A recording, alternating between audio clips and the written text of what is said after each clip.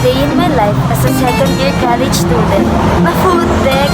So ngayon guys, meron tayong laboratory, another laboratory ngayon. Ayun yung gagawin naming chayote with pickles. Ay, chayote mixed pickles pala.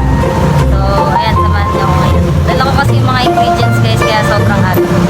So, hey guys, ayan, nasa bus na nga pala ako. Hindi ko na nabidyoan yung pagsakay ko dyan kasi nga nagmamadali yung driver. Tapos ganyang oras standing kasi maraming tao. Tapos ayan, nakalagpas na ng NLEX. Nakakaupo na ako paglagpas ng Balintawak. Anyways, bago ang lahat at bago ako makapunta sa school, i-share ko muna to sa inyong sinabi ni Father Raura na okay lang, ito ang kadalasang sagot ng mga taong lumalaban kahit pagod na.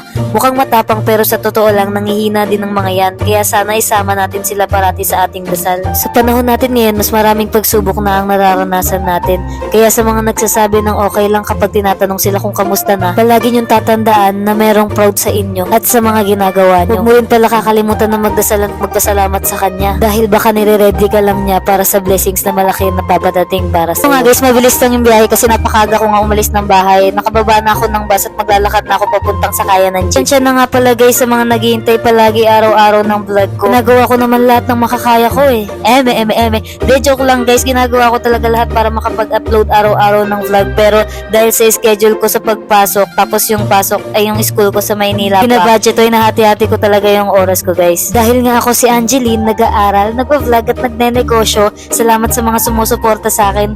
Palagi kong sinasabi na hindi ko man kayo maisa-isa, pero napakalaki ng pinagpapasalamat ko sa inyo. Dahil sa inyo kaya ako sinisipag mag-edit at mag-upload. Dahil kung tutusin guys, mahirap pagsabayin ng pag-aaral, pag-vlog at pagne-negosyo, pero dahil gusto ko rin naman itong ginagawa ko at marami kayo nakasuporta sa akin, di ko naiisip yung pagod at puyat. Tuwing tinatamad ako, palagi ko lang iniisip na maraming nag-aabang sa video ko at kayo yun. So ayun guys, naglalakad na ako papuntang CIT building neto, pero nabili muna ako ng almusal kasi nagugutom na talaga ako bago kami mag-start mag-lab. At ito, pagtapos ko mag-almusal, nag-start na nga pala kami guys para mabilis din kami at maaga kaming matapos. Ayun nga pala yung iba naming kasama na grupo na maglalab dahil second batch kami. By the way guys, ang gagawin pala namin, labanos mixed pickle. Hinugasan at binalatan nga pala muna yung mga gulay, pati yung iba pang ingredients na ilalagay. Tapos ayan, hinihiwa na siya sa tamang paghiwa. Yung paghiwa dyan guys, ayan no, pat diretso lang siya na mapayat. Tulong-tulong na nga pala kami dyan guys para mas mapabilis yung paggawa namin at mabilis kaming matapos. Shoutout ko nga rin pala yung mga kaklase ko na sinusuportahan ako sa pagbablog. Sa mga hindi pa nga pala nakakaalam ng course ko,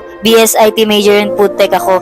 So ayun guys, sinustrand ko nung grade 11, 12 STEM. At sa mga nakakurious kung mahirap ba tong course ko, hindi naman guys kasi maliban sa hindi mabibigat yung subject niya, meron din kasing online class. Yung mga nagtuturo din na teacher sa amin at prof magagaling din. Kaya kung may mga kakilala kayo na gusto mag-aral sa Maynila at wala pang naisip na school, nire-recommend ko nga pala tong IRIS. Ito nga pala yung admission ng IRIS para sa mga mag-e-enroll. Flex ko na nga rin pala yung IRIS guys. Yung IRIS nga pala semi-private siya at wala kaming tuition.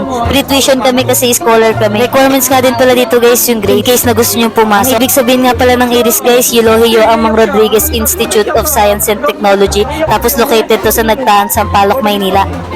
Ano masasabi mo ngayon? Ba't mo yung iyak? Apa? Apa ka? Apa ba na? Ba't ka naiyak? Balik ako dito tayo dito. Hindi. Ba't ka naiyak? Balik na kayo. Pwede mo. Hindi ko lang yan. Ba't ginawa ko dito? Ba't ko naiyak? Hindi naman siya. Umiiyak ko. Diba? Umiiyak siya.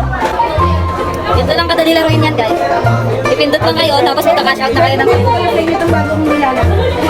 Happy chat. Wait lang ako nakita. Ano ka? Ano yun? Hey, sound check. Hello. Hello, sound check.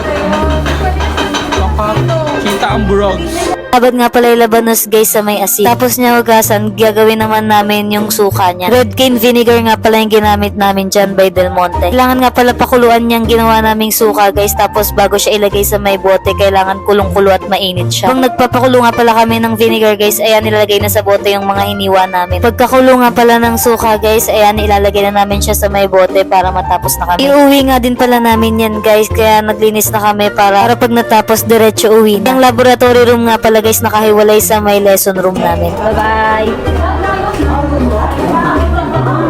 At dito nakalabas na nga pala kami ng room. Sabay-sabay kami naglalakad guys kasi isa lang naman yung dadaanan namin papuntang sakayan ng jeep. Pares lang naman yung pumasahe sa jeep kaya dyan na kami sumakay sa may ibas. Mabilis nga lang pala yung biyahe ng ganyang oras guys kasi walang traffic. Bus na nga pala to guys papunta sa amin. Maraming salamat nga pala ulit sa mga naniniwala at nakasuporta sa akin hanggang ngayon. Dito ko na nga lang din pala tatapusin tong vlog na to. Salamat sa panonood. Next vlog naman ulit. Bye! And don't forget to follow my social media accounts. Thank you! Ito nga pala kami sa akin namin.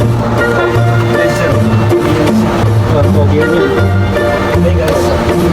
Shoutout na pala sa mama ko. Hi ma. Hi guys. Ako pala si Angeline. Aral.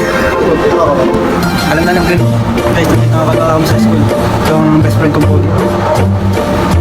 Big.